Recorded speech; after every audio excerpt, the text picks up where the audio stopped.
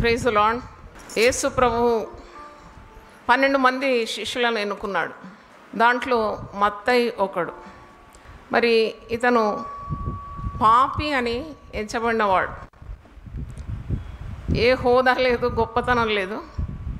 ఆయన సుంకపు గుత్తదారి, tax collector, revenue collector అన్నమాట.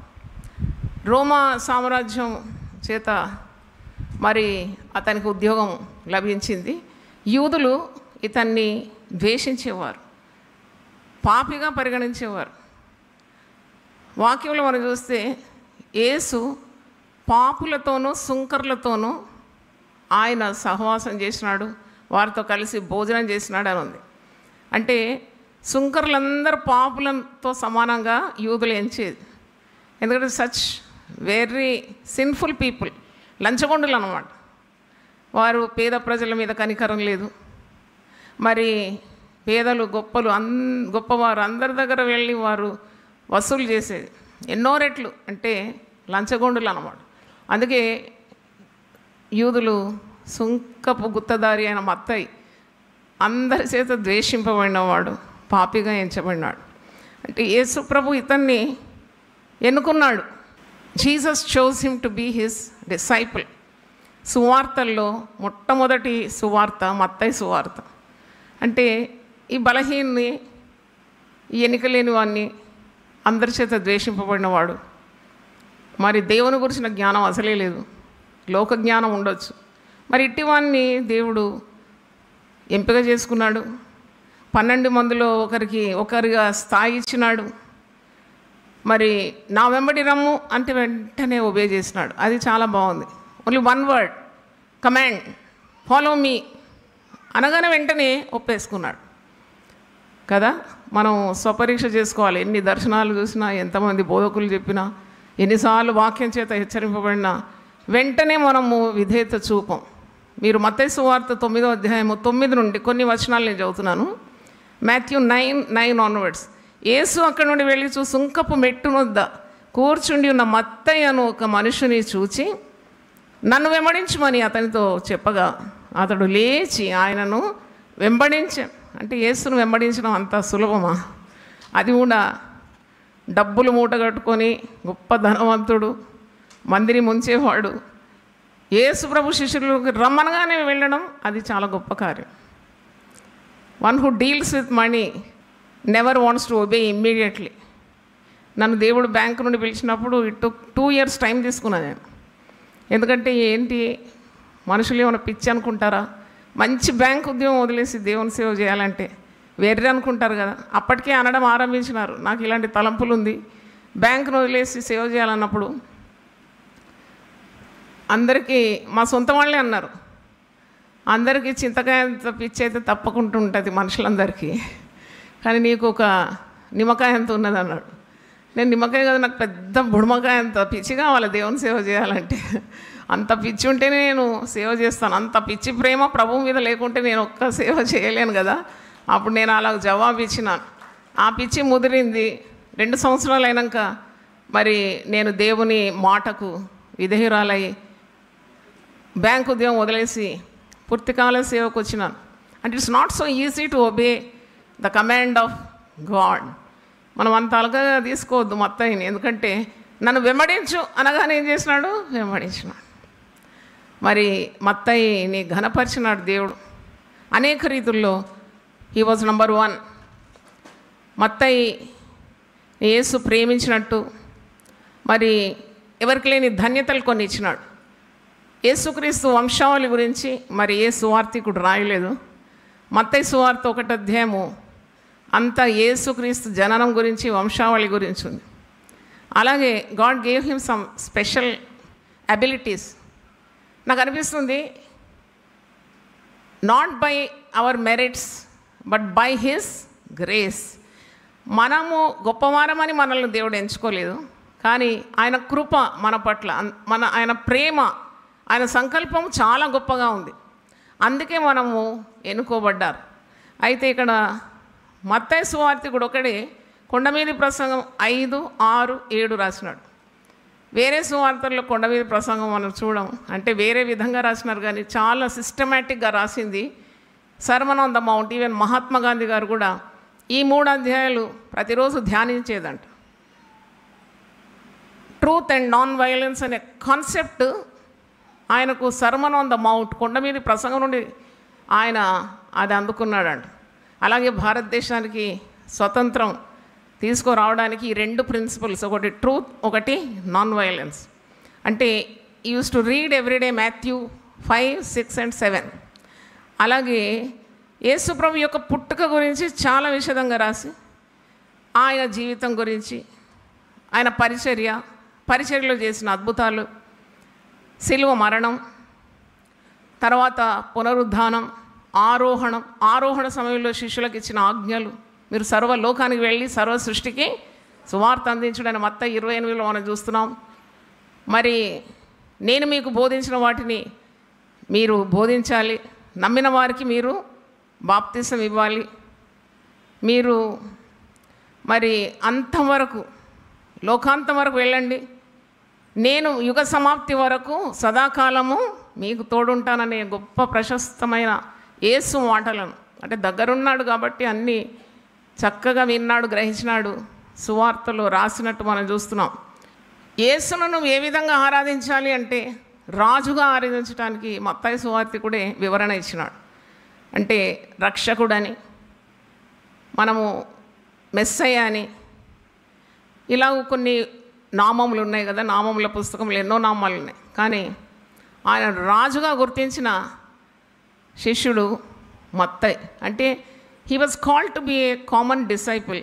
కానీ ఈ మత్తయినే యేసు ప్రభు మరి అభిషేకించి అపోస్తులుగా మారిపోయి దేవుని కొరకు గొప్ప కార్యాలు చేసి తిరిగి ఆయన హతసాక్షిగా మరణించినాడు. దేవుని స్తోత్రం. మత్తయి సువార్త మీరు చదవాలి. 4 సువార్తలు ఎప్పుడు చదువుతూ ఉండాలి. యేసుప్రభు గురించి ఉన్న జనన, మరణ, పునరుద్ధాన, ఆరోహణం ఇవన్నీ కూడా చక్కగా లిఖింపబడి ఉంది. ప్రభు యొక్క ప్రేమను నిజంగా ధ్యానించబద్ధులమై ఉన్నాం.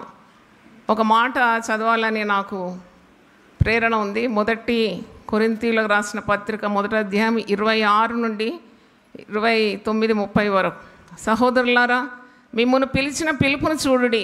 మీలో లోకరీతిని జ్ఞానులైనను, ఘనులైనను, గొప్ప వంశం వారైనను అనేకులు పిలువబడలేదు. కానీ ఏ శరీరం దేవుని ఎదుట అతిశయింపకుండానట్లు జ్ఞానులను సిగ్గుపరచుటకు లోకంలో నుండి వెర్రివారిని సిగ్గుపరిచాను.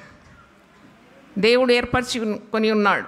బలవంతులైన వారిని సిగ్గుపరచుటకు లోకంలో బలహీనులైన వారిని దేవుడు ఏర్పరచుకొని ఉన్నాడు. ఎన్నికైన వారిని వ్యర్థం చేయుటకు లోకంలో నీచులైన వారిని, తృణీకరింపబడిన వారిని, ఎన్నిక లేని వారిని దేవుడు ఏర్పరచుకొని ఉన్నాడు. అయితే ఆయన మూలంగా మీరు క్రీస్తు యేసునందున్నారు. అతిశయించువాడు ప్రభువునందే అతిశయింపవలె అని రాయబడి ఉన్నది. నెరవేరినట్లు దేవుని మూలముగా ఆయన మనకు జ్ఞానమును, నీతియు, పరిశుద్ధతయు, విమోచనము ఆయన. దేవుని స్తోత్రం. యేసు ప్రభు మనల్ని ఎన్నుకున్నాడంటే కేవలం ఆయన ప్రేమ, ఆయన అమితమైన ప్రేమ. We don't deserve this calling. This is a royal and high calling. ఇది చాలా రాజరికపు పిలుపు, దేవుని సేవ చేయడం. పిలువబడతారు చాలామంది, కానీ ఆ విధేయత చూపరు, అనుమానపడుతుంటారు, పిలుపుకు తగినట్టుగా ఉన్న జీవితం ఉండదు. కానీ దేవుడు నిన్ను పిలుచుకుంటే మత్తయి ఒక్క మాటతో లొంగిపోయినాడు, ధన్యుడైపోయినాడు, ప్రభు కొరకు తన ప్రాణాలు పెట్టినాడు, గొప్ప పరిచర్య చేసినాడు. మత్తయి రాసిన సువార్త చదవండి ఈ వారం. ధన్యకరమైన జీవితం, దేవునికి విధేయత చూపిన జీవితం. దేవుని స్తోత్రం. హల్లెలూయా. యేసు ప్రేమను చాటించే ఓ పాట, 2-3 వచనాలు పాడతాను. కొదువాలినియున్నా భయపడను నేను, కొదువాలినియున్నా భయపడను నేను, పచ్చిక బయలులో పారుండజేయు భోజన జలములతో తృప్తి పరచునేసు ఓ యేసు నీ ప్రేమ ఎంతో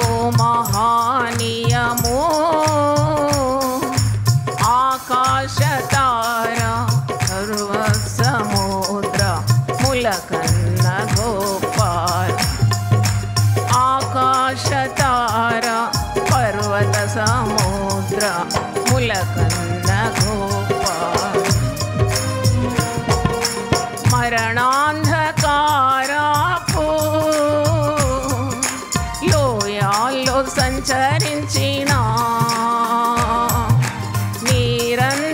నిరంతరమేసు నాదు కాపరి మరణాంధకారపు లోయాల్లో సంచరించిన నిరంతరమేసు నాదు కాపరి కరమునిచ్చి నన్ను కాయుచు నడుపున్ కరుణాగల ప్రభువు కరుణాగల ప్రభు ఓ యేసుని ప్రేమ ఎంతో మహనీయము ఆకాశతార పర్వత సముద్ర ములకన్న గోపాది ఆకాశతార పర్వత సముద్ర ములకన్న గోపాది సంకట సమయములో సాగాలేకున్నాను దయచూపు నా మీద అని నేను మొరపెట్టగా సంకట సమయములో సాగాలేకున్నాను దయచూపు నా మీద అని నేను మొరపెట్టగా వింటినంటివి నా మొరకు ముందే తోడుగనుందునంటివి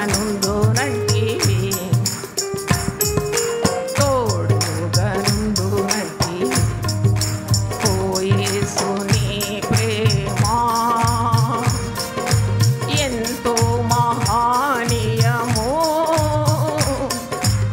ఆకాశతార పర్వత సముద్ర ములకన్న గోపాది ఆకాశతార పర్వత సముద్ర ములకన్న గోపాది దేవుని గృహములో సదా స్తుతించెదను సంపూర్ణ హృదయముతో సదా భజించెదను దేవుని గృహములో సదా స్తుతించెదను సంపూర్ణ హృదయముతో సదా భజించెదను స్తుతి ప్రశంసల యోగ్యుడ యేసు హల్లెలూయా ఆమేన్ హల్లెలూయా ఓ యేసుని ప్రేమ ఎంతో మహనీయము ఆకాశతార పర్వత సముద్ర ములకన్న గోపాది ఆకాశతార పర్వత సముద్ర ములకన్న గోపాది ఆగమ్యానందమే హృదయము నిండేను ప్రభుని కార్యములు గంభీరమైనవి ఆగమ్యానందమే హృదయము నిండేను ప్రభుని కార్యములు గంభీరమైనవి ప్రతి ఉదయ సాయంత్రములు స్తుతికి యోగ్యములు స్తుతికి యోగ్యములు ఓ యేసుని ప్రేమ ఎంతో మహా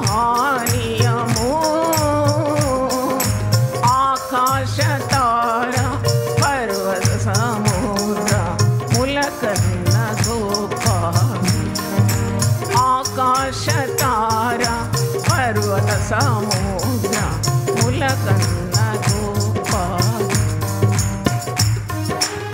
ఓ యేసుని ప్రేమ.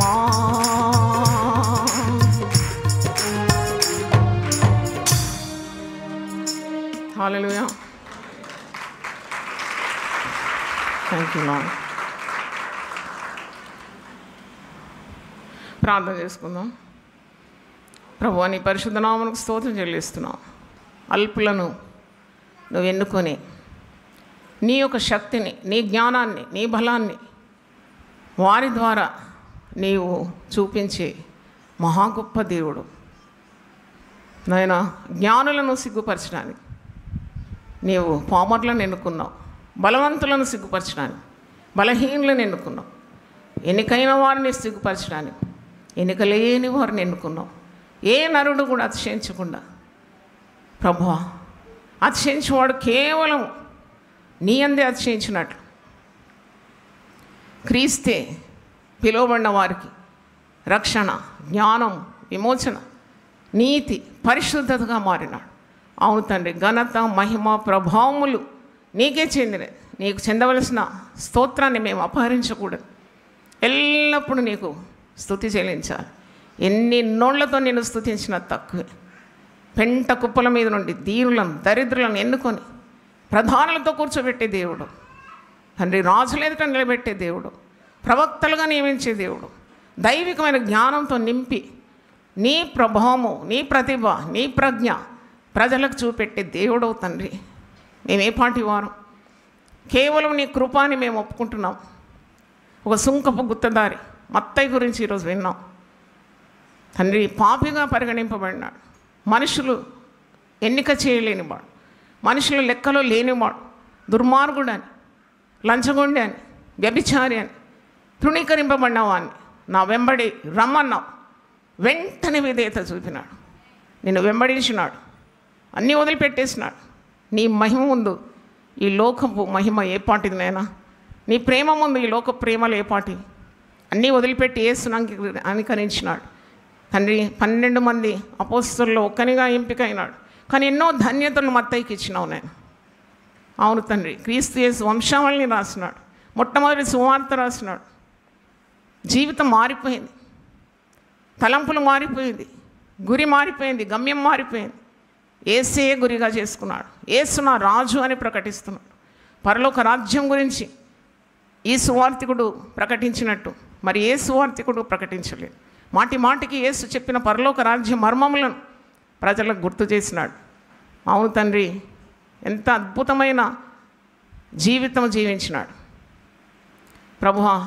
నీ జీవితం, నీ మరణం, పునరుద్ధానం, నీ జననం అన్నిటినీ చక్కగా రాసి మరి భక్తులకు అందించినాడు.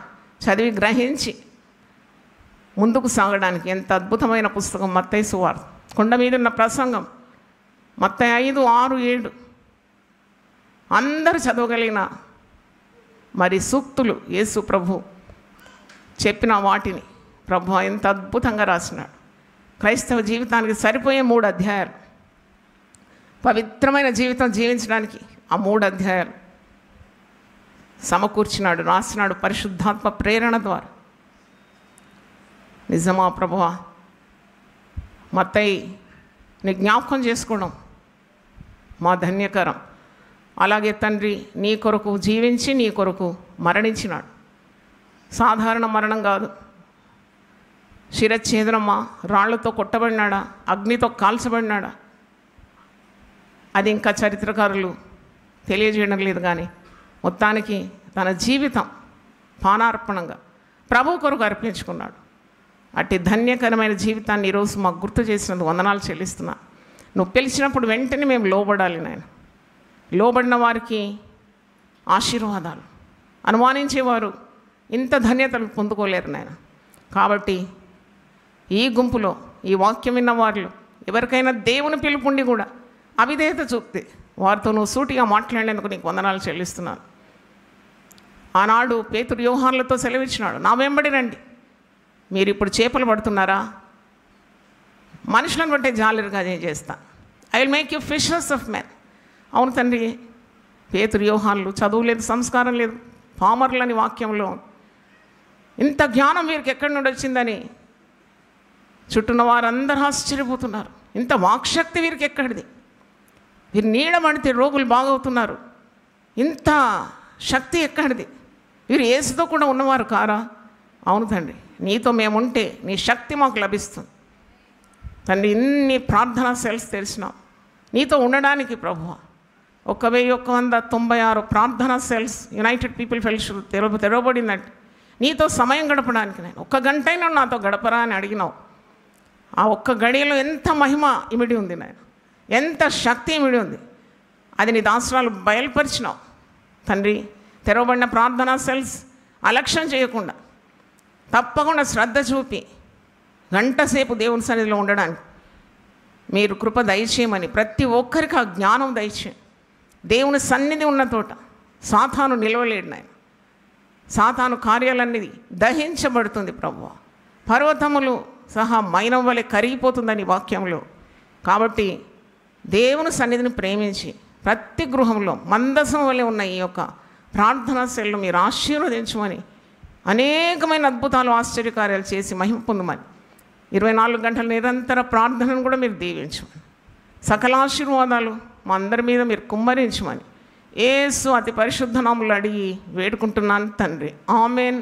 తండ్రి అయిన దేవుని ప్రేమ, యేసు క్రీస్తు కృప, పరిశుద్ధాత్మ సహవాసం మనందరితో సదాకాలం తోడుగా ఉండును గాక. ఆమేన్.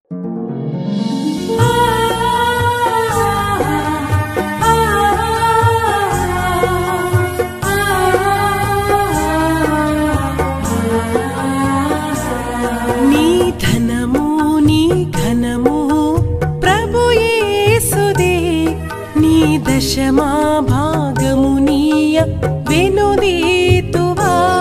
నీ ధనము నీ ఘనము ప్రభు యేసుదే, నీ దశమా భాగమునీయ వెనుదీతువా.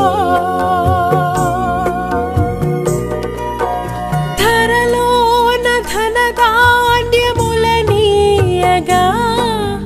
కరుణించి కాపాడి రక్షింపగా.